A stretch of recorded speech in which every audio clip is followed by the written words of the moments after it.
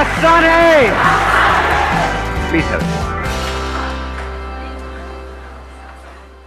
Mentally strong कैसे होते हैं और मेंटली स्ट्रांग होने का मतलब क्या है, ये हमको मिल करके आज फाइंड आउट करना है। पहले ये देखना है कि फिजिकली स्ट्रांग होने का मतलब क्या। सर फिजिकली स्ट्रांग को कह सकते हैं कि जिसके पास स्ट्रेंथ, स्टैमिना और एंड्योरेंस तीनों हो तो उसे फिजिकली फिट कह। Excellent point, let's give big hand for him.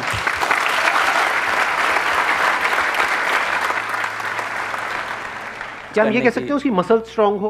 हाँ, क्योंकि कुछ भी लिफ्ट करने के लिए, सही। वेट उठाने के लिए मसल्स का स्ट्रांग होना जरूरी है। मसल्स वीक होंगी तो आप नहीं कर पाओगे, है ना। जो ओवरऑल स्ट्रक्चर है उसमें बोन्स भी आ गई, मसल्स भी आ गई, वो स्ट्रांग होनी चाहिए, उसको हम फिजिकल स्ट्रेंथ बोल सकते हैं। अभी यही फंडे जो हम फिजिकल में देख रहे हैं, इसी को मेंटली देख करके और फिर समझने की कोशिश करेंगे स्टेप बाय स्टेप कि उसका मतलब क्या।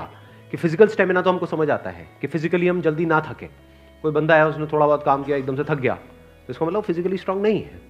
जैसे बहुत लोग होते हैं, जैसे ही अपनी फिजिकल ट्रेनिंग करते हैं, कुछ भी करते हैं, हल्का सा भी दर्द होता है तो छोड़ देते हैं, छुई मुई टाइप के, है ना। तो बड़ा दर्द हो रहा है, भाई दर्द नहीं होगा तो बनेगी कैसे, है ना। Right sir. तो हल्का सा भी कुछ होता है तो छोड़ देते हैं, एंड्योर नहीं कर पाते हैं पेन को।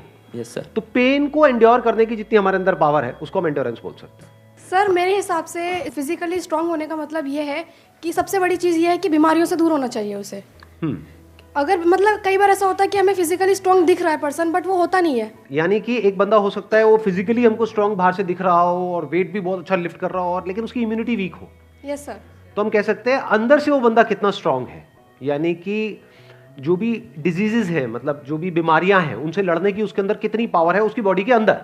Yes sir. एक तो फिजिकल पावर, एक है उसकी इम्यूनिटी हम बोल सकते हैं। Yes sir.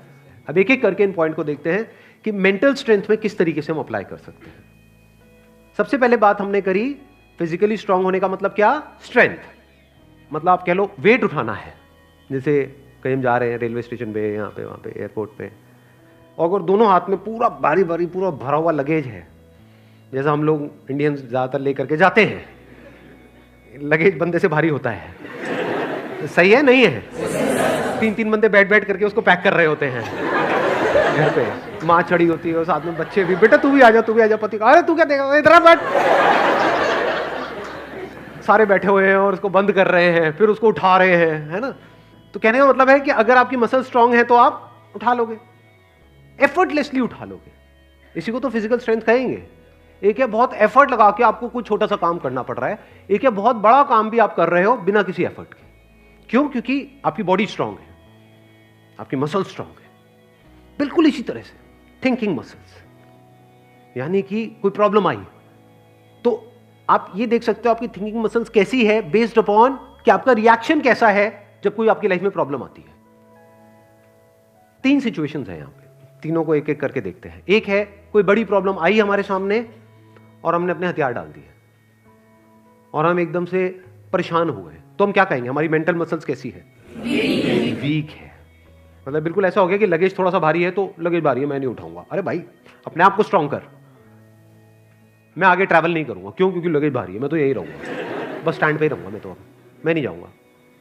आप हंस रहे हो लेकिन ऐसे हम करते हैं लाइफ में। कोई बड़ी प्रॉब्लम आई तो हम क्या करते हैं, अपने हथियार डाल देते हैं, मतलब वी गिव अप, फेस ही नहीं करते हैं उस प्रॉब्लम को। ऐसी कोई प्रॉब्लम नहीं है जिसका सॉल्यूशन ना हो इस दुनिया में। अगर प्रॉब्लम है तो सॉल्यूशन भी है, बट सॉल्यूशन तक पहुंचने के लिए we need thinking muscles, we need to think a lot in the right direction. और ये राइट डायरेक्शन और रॉन्ग डायरेक्शन क्या है? राइट डायरेक्शन मतलब solution oriented approach, wrong direction मतलब प्रॉब्लम ओरिएंटेड अप्रोच, कि हम प्रॉब्लम में ही जाकर के स्टक हो गए हैं, बस उससे आगे बढ़ ही नहीं रहा है हमारा दिमाग। इसको हम कह सकते हैं मेंटली हमारी जो मसल्स हैं वो वीक है, मेंटली हम वीक है। दूसरा सिनेरियो क्या है, कोई प्रॉब्लम आई, उससे हम लड़े और लड़ने के बाद में बहुत एफर्ट लगाया, बहुत दिमाग लगाया, बहुत मेहनत करी, लड़े और जीत गए, मतलब उस प्रॉब्लम का हमने सॉल्यूशन निकाल लिया। क्या हम कह सकते हैं कि आप मेंटली बहुत स्ट्रांग हो? नहीं, नो। व्हाई? एग्जैक्टली, बिकॉज आपको बहुत एफर्ट लगाना पड़ रहा है। समझ गए ना?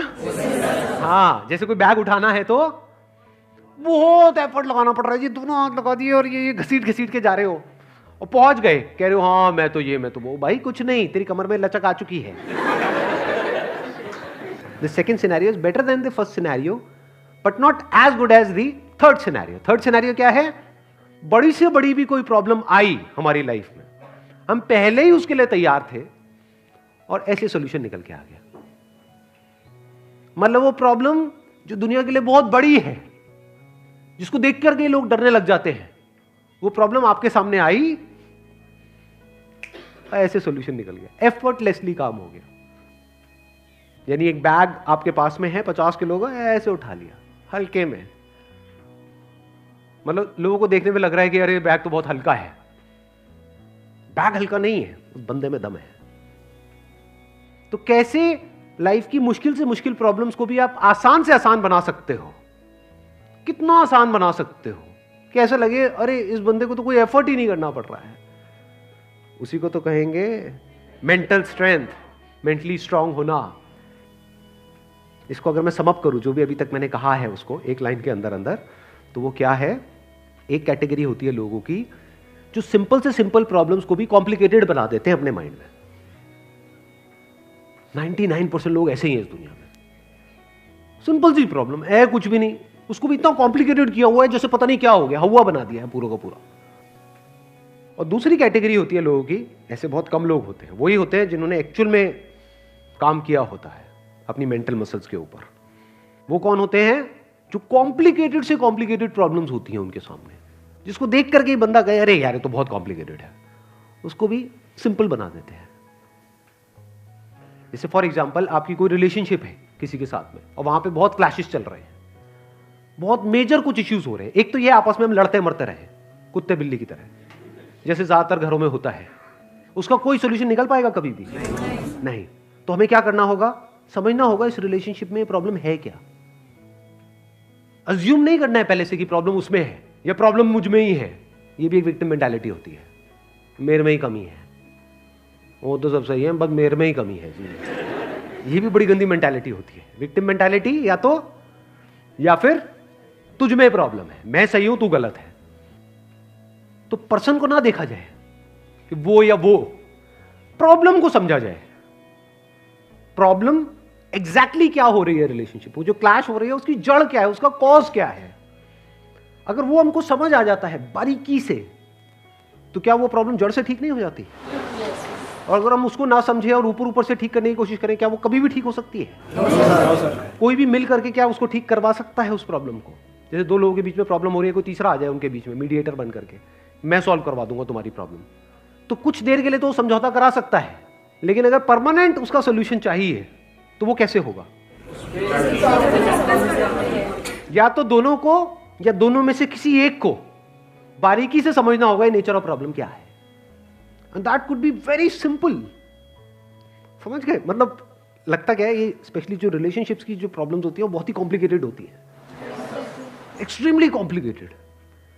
समझ ही नहीं आ रहा था क्या करें क्या ना करें। कई बार होता है कि बहुत ही सिंपल होता है उसका सोल्यूशन। अगर मान लो मेरी किसी के साथ में रिलेशनशिप है, उसमें कोई प्रॉब्लम हो रही है, तो उसको बारीकी से ऑब्जर्व किया, अच्छा प्रॉब्लम हो क्यों रही है और इतनी बड़ी प्रॉब्लम क्यों हो रही है, उसकी जड़ क्या है।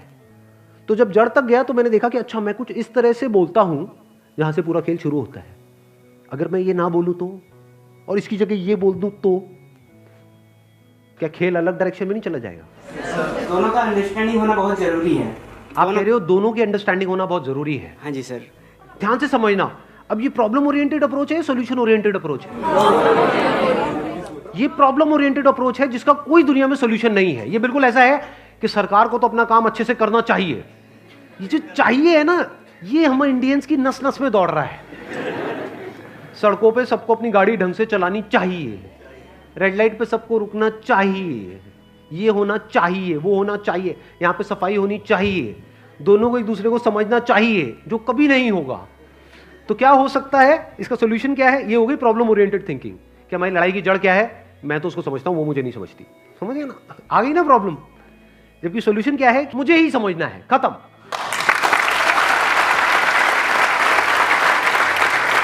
Thank you so much for coming.